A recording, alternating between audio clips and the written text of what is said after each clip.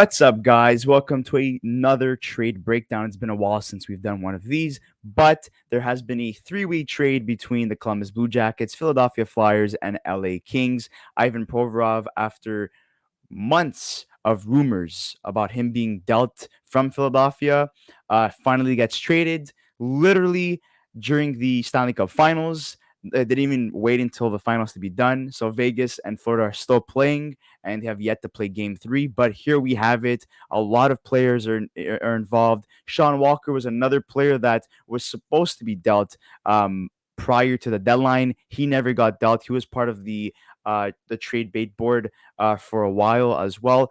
Cal Petersen as well. He was a very good goalie for the LA Kings last season with Jonathan Quick, and was a big reason why they made it so far in terms of 7 games versus the Edmonton Yeah. Oilers in round one. But then this year, completely fell off. You could even say the same thing about Jonathan Quick, and they looked elsewhere for goaltending, and they sent him down to the AHL. So he's literally a camp dump in this situation. But Luca, what are your thoughts on this trade, and how does it benefit each team? Well, for LA, I mean, look, just to plain and simple here, they retain 30% of Provorov's contract. They end up shedding, a lot of cap space with Cal Petersen and obviously with Sean Walker leaving the team. Obviously, Sean Walker makes $2.7 million. So it's a big move there for LA, who's trying to re-sign Vladislav Gavrikov, who they acquired from Columbus at the trade deadline. So this is their move to try to move some cap space. They do that. As for Columbus, they bolster their decor, right? Provorov makes $6.75 million for the next 2 years. He's a great player. I think this year, ultimately, it didn't work out for him in Philly. He had a lot of problems off ice as well. And so for him, this is a guy that in 23-24 and 24-25 is going to make $6.75 million. I think Columbus can use that. They need to bolster their decor anyways. I think they go and make that move over there. And then to look at everything else, well, Philly does a fantastic job here. They acquire a goaltender in Cal Petersen who struggled last year in LA, like you mentioned. But not only that, couldn't find his game, was replaced by Phoenix Copley and Jonathan Quick over in LA. And Peterson did a fantastic job, being the third guy. Went to the AHL, didn't really have the best numbers, but, accepted his role as what it was put on waivers, didn't get picked up. He's got some term left on his deal. The expectation is that he's going to go to Philly potentially to be the backup but also we'll see because Carter Hart's potentially going to get traded in Philly too. So there's a possibility there. For Sean Walker, I mean, look, Philly get themselves a defenseman back. He's got a year left at $2.7 million. He's just he's a cap dump really, but honestly, he's going to provide some good defensive play for Philly. He's not a bad defenseman. I think he's helped LA out in a lot of instances this season, so I think it's going to be an opportunity for him to get a fresh start. What I really like is Helge Grans, the third player on this list. He ends up going to Philly as part of the LA trade as well, to take on those two cap dumps. And yes, he struggled in the AHL. He had a rough time in his second stint in the AHL this year. Last year, had 24 points in 56 games. This year, 2 goals, 7 assists, 9 points in 59. So he definitely didn't fit the mold in Ontario over there in the AHL, but he's a great defensive prospect. It puts Philly to have some prospects in their pipeline as well, and it's a good defensive prospect for them. I think he's a guy who shoots right. It's not easy to get right-handed defensemen. I think he's done a very good job there in terms of Briere's done a very good job there in terms of acquiring a right-handed defenseman. They also got the 22nd overall pick and a second-round pick. So Philly's got themselves another draft pick in this draft, which is absolutely huge for them because they already had their own.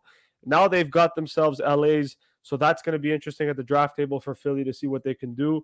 And a second rounder as well in 2023, which is beautiful for them. So I think Philly come out on top here. They get exactly what they're looking for. They pick up draft picks for Provorov. They take on some cap dumps as well.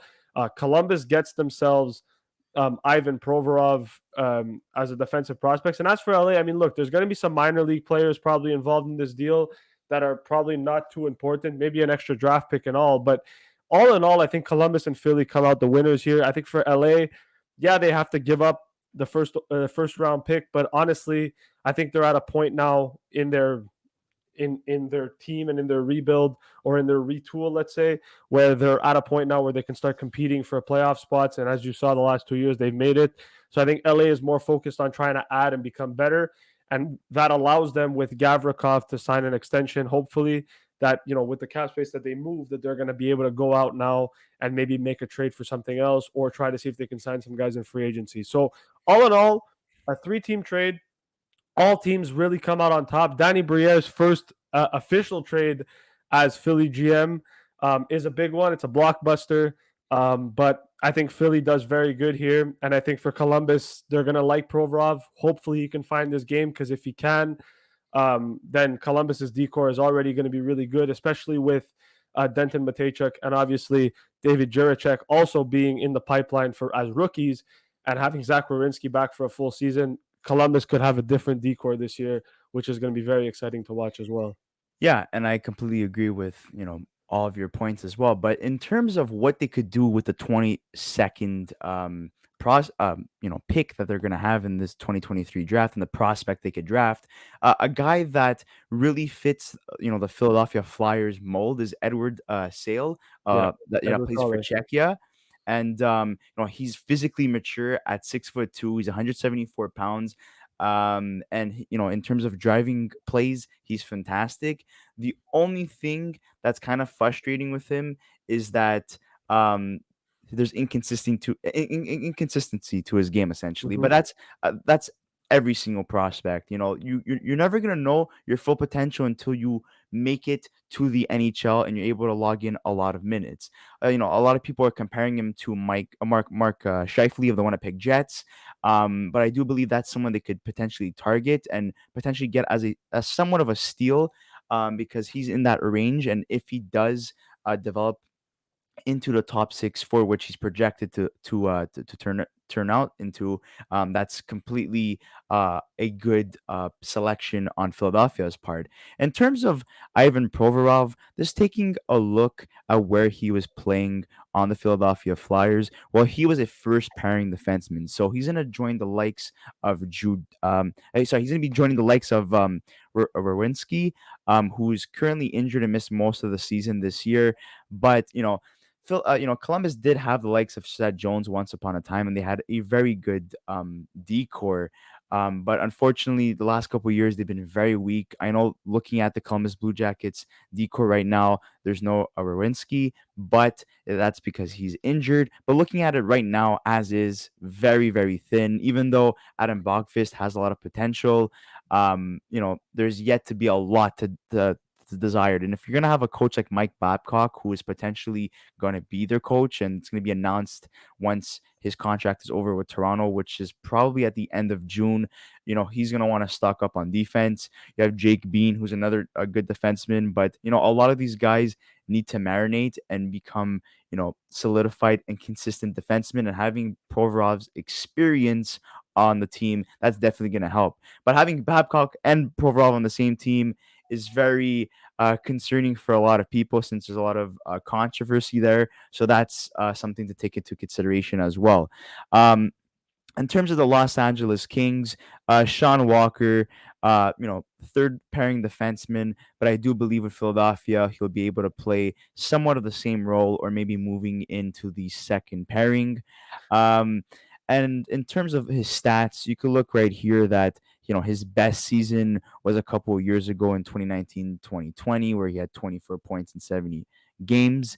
Hmm. This year, not the best season ever, but, he's not known for his offensive production. In terms of Ivan Provorov, a guy that had logged in a lot of points, consistently for many years.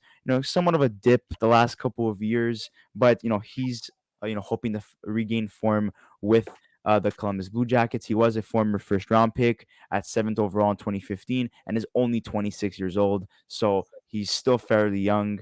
He's possibly entering in his prime. This is prime years for an NHL player. So we could see him on the rise of the Columbus Blue Jackets. In terms of Cal Petersen, spent most of the season with the Ontario Reign, after being sent down by the Los Angeles Kings.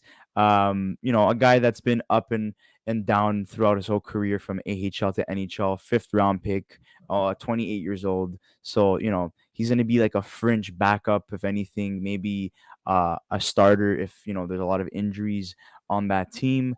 And in terms of Philadelphia's cap space right now, their projected cap space is at 7.7 million. It's going to be more now with Provorov being traded, but Yeah, yeah. yeah, there's going to be a lot more. Actually, it's going to be a little bit less because of with the Pedersen and Walker being dealt back to them. They're going to take on a little bit less, but it's still going to be they're going to have it hired up a little bit, not huge, but it's going to be a little bit. Yeah, because Provorov is currently being Yeah. paid 6.75 million, but obviously they're retaining some of that salary there. And Yeah. in terms of Los Angeles, they're able to move out some cap space in Cal Petersen, who was regarded as a bad Mhm. contract. He's being paid until 2025, 2026, $5 million. And then in terms of Sean Walker, he was going to be an RFA at the end of next season. Um, Sorry, he's going to be a UFA at the end of next season. He's currently being paid $2.65 million, 28 years old, so still fairly young. And in terms of Columbus, they have a lot of cap space on this team. They have a lot to play with. So, they could afford to handle a guy like Provorov coming onto their team and taking a chance on him because, without the controversy and everything, obviously there's going to be a lot of teams that kind of stay away from a player like that. But Columbus at this point, it seems like they're desperate. They're trying to go after guys like Babcock and Provorov, despite their problems, and they're hoping that they could turn those guys into key elements to make them a successful team once again. And yeah, well, there you go, guys. There you have it. That's our trade breakdown. We'd like to hear your thoughts in the comment section below on who won this deal. At the moment, everyone seems to have gotten what they've wanted. You have LA who sheds cap space, who sheds contracts to create cap space. You have Philadelphia who really stock up on not only a solid defenseman, a solid prospect, and somewhat of a good quality goalie that really needs to find his form again, but also two solid draft picks as well. And Ivan Provorov goes to Columbus. They're willing to take a chance on him. They know what kind of defenseman he could be. And yeah, we'll see what happens. And we're wishing that Provorov works out in Columbus because Columbus, needs this at this point. They need to become a successful team again because they've been failing for the last couple of years. And when you have guys like Johnny Gaudreau and Patrick Laine on this team, now is the time to start winning. But guys, I would like to hear your thoughts in the comment section below. Don't forget to subscribe, like this video, and also write your comments in the comment section below. We're always up to debate with you guys. Thank you so much, guys, for watching.